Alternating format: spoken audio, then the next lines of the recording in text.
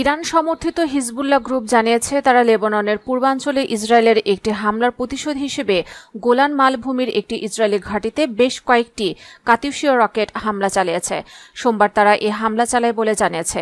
এর আগে লেবাননের সরকারি মিডিয়া জানায় দেশটির পূর্বাঞ্চলে সোমবার ভোরে ইসরায়েলি হামলায় 3 বেসামরিক লোক আহত হয়েছে। তবে ইসরায়েলি সেনাবাহিনী দাবি করেছে তাদের নিক্ষিপ্ত রকেটগুলো হিজবুল্লাহর একটি সামরিক কম্পাউন্ডে আঘাত এনেছে।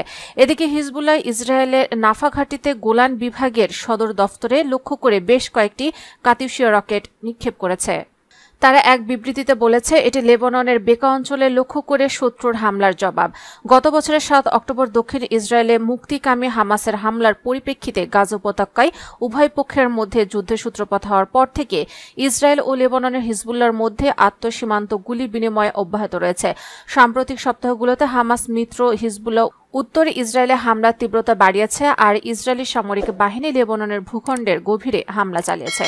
লেবাননের সরকারি ন্যাশনাল নিউজ জানিয়েছে শত্রু যুদ্ধবিমানগুলো আজ মধ্যরাতের দিকে সিফরির একটি কারাগারে হামলা চালালে 3 বেসামরিক লোক আহত ও ভবনটি ধ্বংস হয়।